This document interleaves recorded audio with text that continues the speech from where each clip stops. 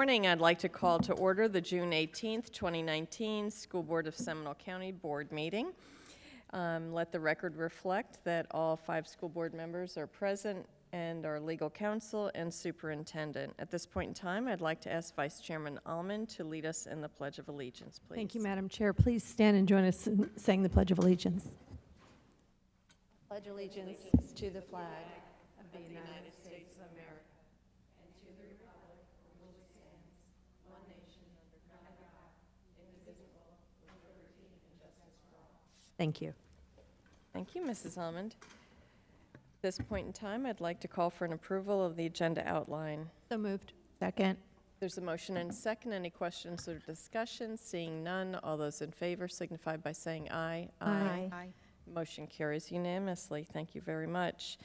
We've reached our public comment section of our agenda. We don't have any speaker forms filled out, so at this point in time, I'd like to turn it over for new business.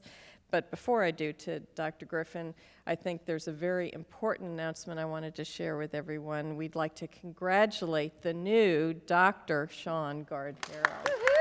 Yay!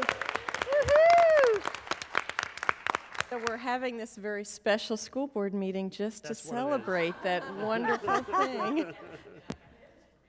Exactly. All right, now we'll get to the other part of the agenda, our new business. Dr. Griffin, do you have a recommendation, Yes. please? Thank you, Dr. Calderon. Before we get started, first of all, Ms. Beeman, thank you. I thought it was an excellent training we just had, and I appreciate you organizing all that on top of everything else that you have to do. And board members, appreciate your participation. And we actually, in addition to learning some things, I think we had some decision points. So I thought it was really good. Board members, first of all, I apologize for having to call a special board meeting.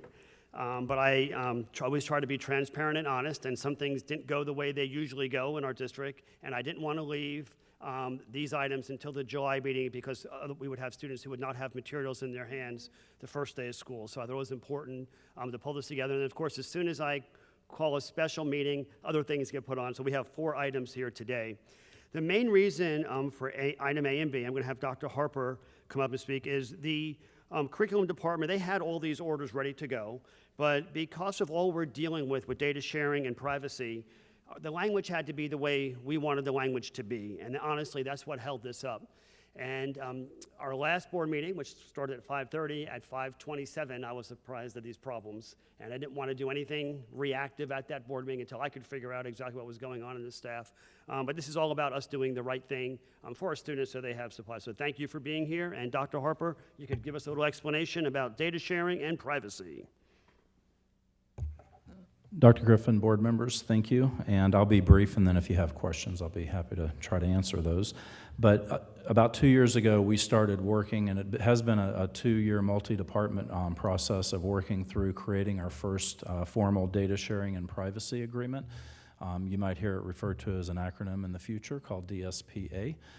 It's been through many, many different iterations. It's been painful at times, but we have worked with several consortiums throughout the nation. We've sent people to conferences on data sharing, and just in light of the recent, which I think we're all aware of, data compromise with Quest, which happened to be with a third party, there are pieces that even protect us, hopefully, against third-party access to our student data and employee data, and what we now have is a data sharing and privacy agreement. The one that I've printed out is just our standard blank agreement. It's an Exhibit B. In most cases in contracts, this will be a part of the services agreement when there is a digital IT component. So anytime you might ask, when would this be part of a services agreement or a contract? Anytime we're sharing employee or data or student data, we want to make sure that we cover ourselves as much as possible. Thanks to Sarita for giving us guidance on this. If you go back, which I don't expect you to, but if you go back 3 or 4 years ago and look at how we were covering ourselves from a legal aspect in our services agreement in terms of data, it would have been, I think, a paragraph or 2. Now we have a very robust document that has been looked at by several attorneys, like I said, different consortiums. I'm going to not go through each page, which you'll probably be thankful for, but I do have copies I can provide to you. It covers a wide range of things, like I mentioned before, from third-party vendors. So we contract, in this case, today we have HMH. So what happens if they share our students' data with a third party? So we cover aspects like that. What happens when, which this happens with everybody that we do business with. At that point in the future, whenever that may be, what happens when that contract ends?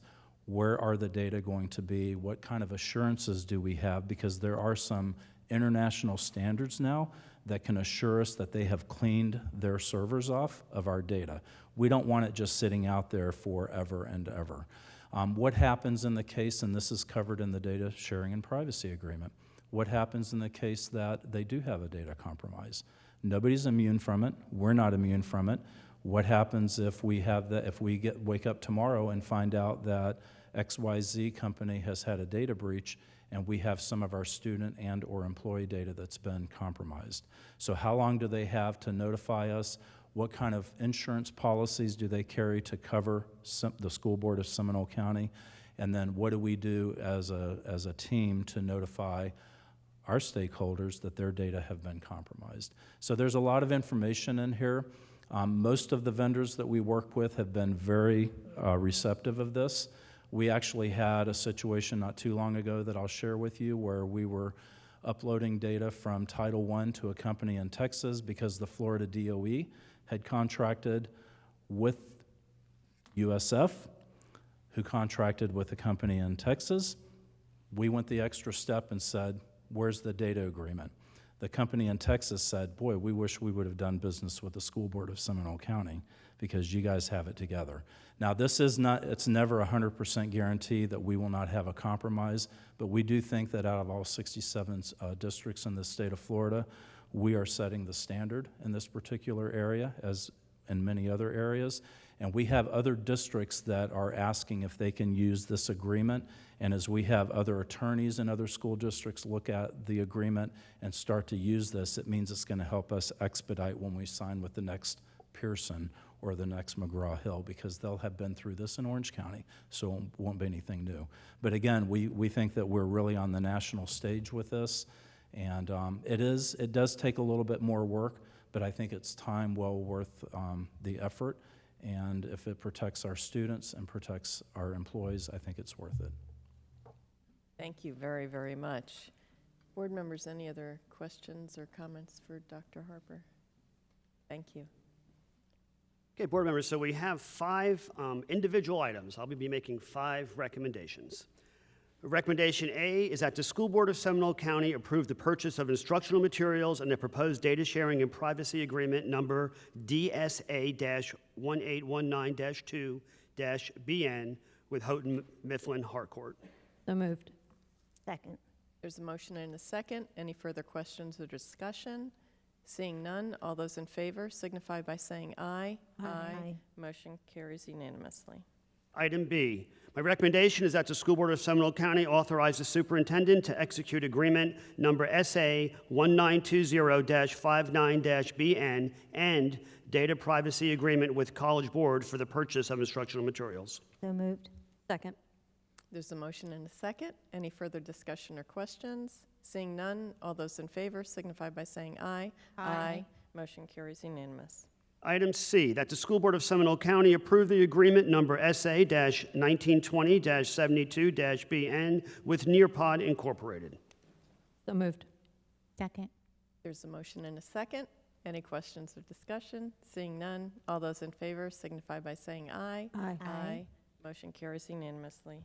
Item D, my recommendation is that the School Board of Seminole County approve the agreement between the Lake Brantley High School Athletic Boosters, Inc. and School Board of Seminole County. So moved. Second. There's a motion and a second. Any discussion or questions? Yes, Ms. Comment. I really appreciate the way these booster clubs are stepping up to do major jobs and projects on our campuses. Absolutely. We couldn't do Yes. it I without them. appreciate it too. Yep, it takes the entire community. Thank you for recognizing that. Any additional comments? Seeing none, all those in favor signify by saying aye. Aye. Motion carries unanimously. Board members, my last item is item E. My recommendation is that the School Board of Seminole County approve the agreement between Oviedo High School Athletic Booster Club, Inc. and School Board of Seminole County. So moved. Second. A motion and a second. Any additional comments? Seeing none, all those in favor signify by saying aye. Aye. Aye. Motion carries unanimously. Dr. Griffin, Anything else to come before the board or Not any for me, ma'am. comments? Anything else, ladies? Well, if not, this No, ma'am. meeting stands adjourned. Thank you so Thank very you. much. Thank you, everyone.